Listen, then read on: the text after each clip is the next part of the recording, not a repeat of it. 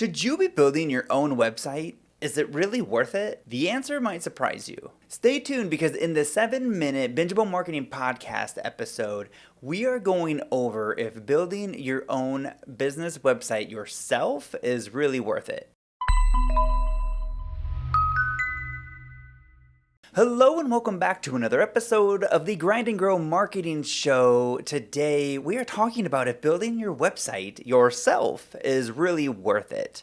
So let's jump right into this. In today's technical world, there are a ton of tools and a ton of templates that make building your own website super simple. Right? Like they're, regardless of what platform you're deciding, whether it's Wix or WordPress or any of the other ones out there, Squarespace, Shopify, they all have pre-built templates and plugins and themes and all of these really easy to use, plug and play tools. So why would you hire someone else to do it?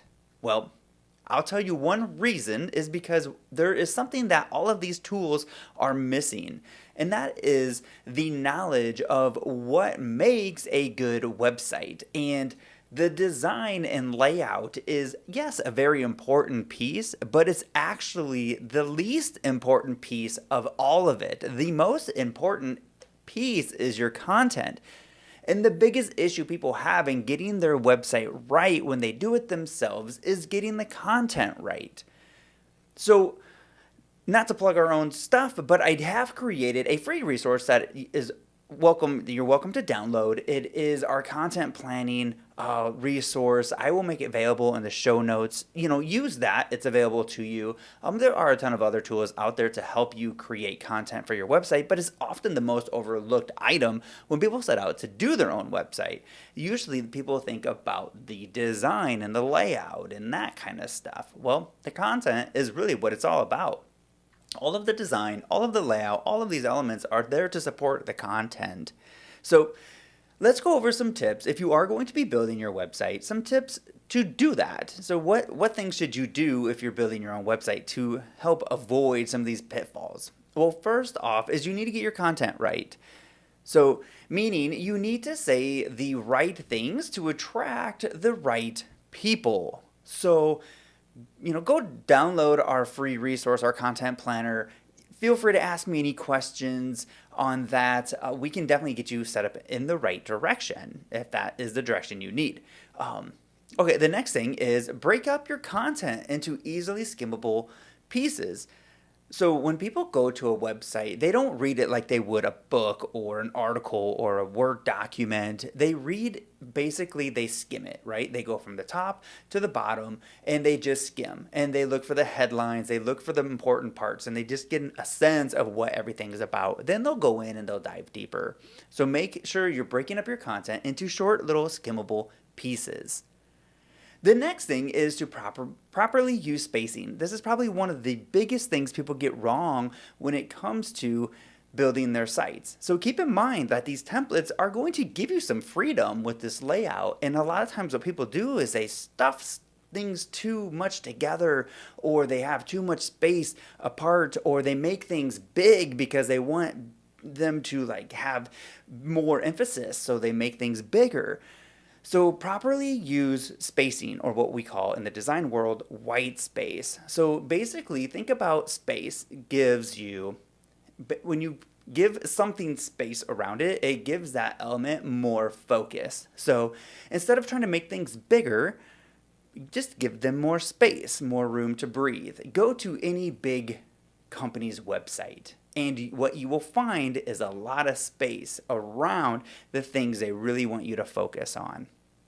The other thing is to remember that your website is not a design project, right? And understand it will never be done, nor should it be. It's a living thing. It will never be done.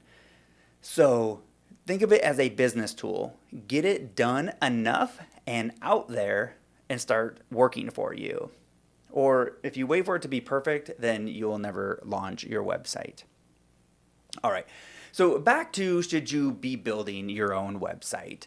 So here's my recommendation. If you're a business and you're like a serious business and you have budget, and then hire a web designer to build your site, right? There's just no reason not to. If you are, unless you just are bored and you want a project, then do it yourself. But if you have that, then you should just be hiring someone to do it. If you're just starting out and you're tight on budget, and it's kind of a new business and it's maybe not a proven business yet, then maybe it's wise to build it yourself first. Right? You don't have to have this stunning, groundbreaking website necessarily to get your business off the ground and running. So do it yourself. But when you do, understand it's probably going to take longer than you think. The biggest and most overlooked consideration when people set out to do their website, I guess, besides the content, is really the time that it's going to take. So if you are going to look at your time and value your time, that has a price tag on it. So, and it's just going to take way longer than you think, and it's going to be way more frustrating than you anticipate. So if you're up for that, then it's okay to go ahead and start building your website. A lot of people come to us who started building their website, got halfway through, or just gave up, and there's like, I just need to get it done because I need to run my business because I'm a business owner, not a web developer. So I wouldn't say don't build your website, but there's certain circumstances where it might make sense to do that. So I always kind of go by this: just because you can doesn't mean you should. Well, I hope this was helpful, and we'll see you in the next episode.